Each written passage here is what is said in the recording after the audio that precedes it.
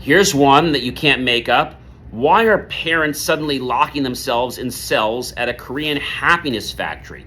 That's right. In South Korea, parents of socially withdrawn young adults are participating in a confinement experience at the Happiness Factory where they spend time in solitary like rooms without phones or laptops. And this program aims to deepen parents' understanding of their children's isolation situation caused by issues like job difficulties and health concerns.